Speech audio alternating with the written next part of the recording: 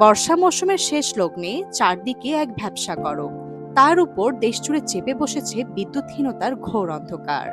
গ্রামে এখন বিদ্যুৎ কোনো নিয়মিত সেবা নয়, যেন হঠাৎ এসে উঁকি দেওয়া এক বিরল অতিথি।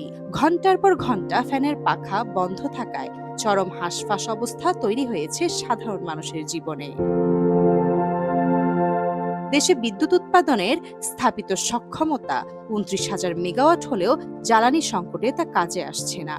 গত রবি ও সোমবার সর্বোচ্চ লোডশেডিং ৩,৭৫৭ মেগাওয়াটে পৌঁছে অতীতের সব রেকর্ড ভেঙে চুরমার করেছে।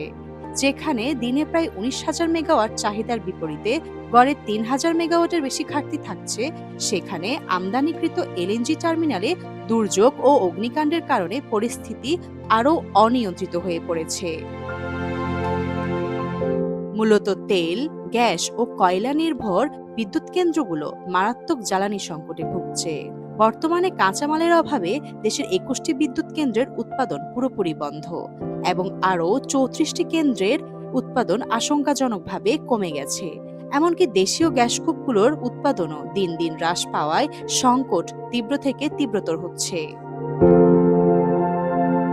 সবচেয়ে করুণ অবস্থা গ্রামাঞ্চলের, যেখানে প্রায় ৪ কোটি গ্রাহক পল্লী বিদ্যুতের উপর নির্ভরশীল। সিলেট, রংপুর, বরিশাল থেকে শুরু করে দেশের বিভিন্ন প্রত্যন্ত অঞ্চলে দিনে ১০ থেকে ১৮ ঘন্টা পর্যন্ত বিদ্যুৎ থাকছে না। তীব্র গরমে শিশু, বয়স্ক ও অসুস্থদের জীবন যেমন বিপন্ন, তেমনি ধ্বংসের মুখে ক্ষুদ্র ব্যবসা, বিসিকের শিল্প কারখানা ও হাসপাতালেও জরুরি চিকিৎসা সেবা। সাময়িক এলএনজি আমদানি বাড়িয়ে সংকট মোকাবেলার চেষ্টা করা হলেও বিশেষজ্ঞরা একে স্থায়ী সমাধান মানছেন না।